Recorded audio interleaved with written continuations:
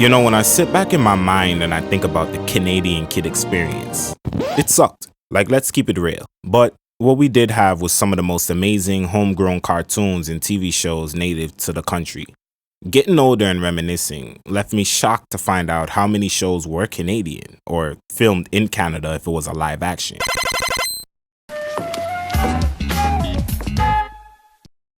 I'm working on a couple videos in regards to 90s and early 2000s Canadian television.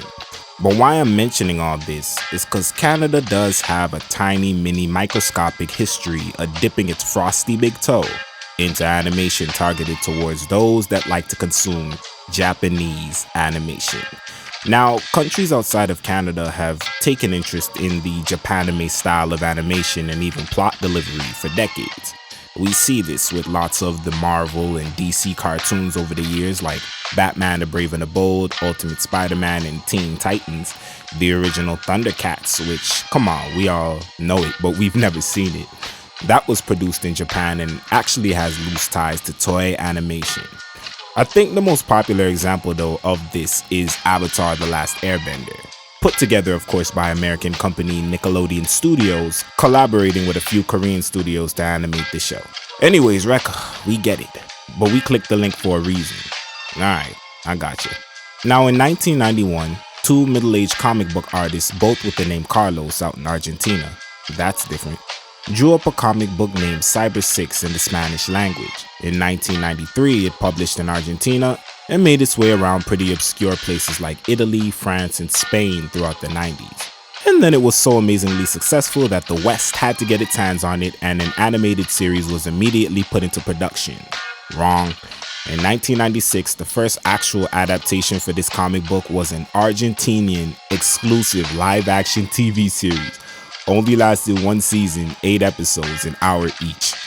Of course, the series was a complete disaster in reception, and to be honest with you, they considered this live-action series to be lost media. Someone found a portion of the first episode though, so you can go look that up. So while getting rid of the evidence of the disgrace that probably was the live-action series, one of the comic creators had a friend who knew someone who needed a concept to create a cartoon around. That friend just so happened to be a Canadian. One thing leads to another, and he shows up to Argentina in '98. And production began on the project. Hervé Bedard made Canadian history, being the first to co-produce with Japan on an animated project. And so, TMS Entertainment comes on board to see this animated light. On the 6th of September in 1999, Cybersix made its debut on both Canadian and Argentinian television. Now, as far as the West, in Canada, it aired on the Teletoon Network. And in the United States, it aired through the Fox Kids Network. Welcome to the city of Meridiana. It's not mentioned, but we assume that's in Argentina. We got Lucas Amato, Julian, Adrian Siedelman, Cybersix, Data7, Jose, and his father Von Richter. Tossing some goblins and whatever those are supposed to be. And we got all the characters that make up this Batman and Gotham City alternative tale. Now, how do all these characters relate to one another? Well, these two work together as teachers, these two are father and son evil villains, these two are father and daughter, and father created her in a laboratory. She's a gynoid, a female humanoid robot. These two are brother and sister, as father created him as well, and he's supposed to have been dead along with the other cyber series that Von Richter destroyed back then. And these two, well, they're the same person. He's the daytime version that everyone else doesn't know about. The overall premise here is pretty simple. Von Richter deemed Cybersix, as well as thousands of other creations, failures and intended to destroy everything that he had created. The cyber series, at least. She happened to escape, and now the whole series is about this dude trying to take her out. I can't tell you or describe to you how highly I think of this show. If I had to sum it up in one word, it's the ambiance, where character designs and art style come together with solid animation, a great voice cast, and cinematic music and background effects. There's so many scenes in here that are appealing to look at, and I could only imagine what an 8 to 16-year-old in 1999 to the early 2000s could have been thinking while this was on. I mean, compared to all that Spider-Man stuff that was on TV at the time, I mean, it can't compare. In terms of the art and animation, This could arguably be better than a lot of the full-out anime series that came out that same year. I mean, keep in mind, Great Teacher Onizuka came out that year, and so did the original Hunter x Hunter. Think about that. There's a great dichotomy that was created between the day and nighttime scenes here, the setting, and finding a happy medium of keeping that eerie energy that the show is supposed to be relying on. Regardless if it's daytime or nighttime or even daybreak or sunset, you still get that vibe throughout Cybersix. It still feels the exact same regardless. This show definitely has a nocturnal Halloween tone though, so come into it with that. As an anime fan, you might not be interested here because it doesn't feel like anime much, but rather a high quality Western animation production, so that is something you got to keep in mind if you're really just a hardcore anime only. Like, remember stuff like Teen Titans? It kind of has that type of a feel to it. You'll be frustrated if you try to get a fulfilling story out of this because it's aimed at an audience that wouldn't be over the age of 16. And therefore, each episodic episode would land itself in the autistic spectrum if it was personified. But that isn't what Cybersix is all about. That's not what it really entails. Every episode starts and ends with a unique choreography of monster versus hero battles and utilizes its setting to execute the experience. It has a very repetitive premise in terms of this kid consistently being sent to harass Cybersix with his monster minions. But just embrace it because it's only for a short period of time and can honestly be consumed in one long sitting. It isn't even until the last episode till Vaughn and his son even end up in the same room, and Cybersix also ending up in the same room with him. And I guess this is supposed to signify some sort of complete ending to the story, along with a couple more things that go down that I don't want to tell you because I really want you to go watch this, please. Now it's time for me to reach, as usual, and make an anime comparison to why this appeals to me. There's never a time where using the gimmick of a double life on a main character won't work, at least for me.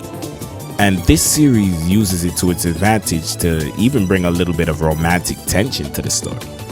Because she doesn't allow Lucas to know what's going on, the show has a reusable transformation scene that allows her to switch between Adrian and Cybersix. Therefore, Lucas constantly is offended when people tell her that Adrian and Six were in the same room.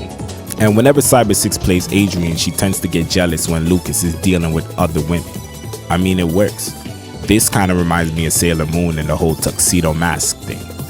Also, there's a little bit of that human or robot, why am I feeling mankind emotions? Am I not a robot? There's that introspection going on there too. I know the show got cancelled after 13 episodes and I'm claiming it's so good, so this is where people will be like, man, why wasn't it longer and where's the second season? But you know, I think it's good the way it was. It doesn't overstay its welcome. There's only so much that one can take from a story that's based on a redundant plot of hero fights and dodging the villain. I can't imagine this being 50 episodes or much less 26.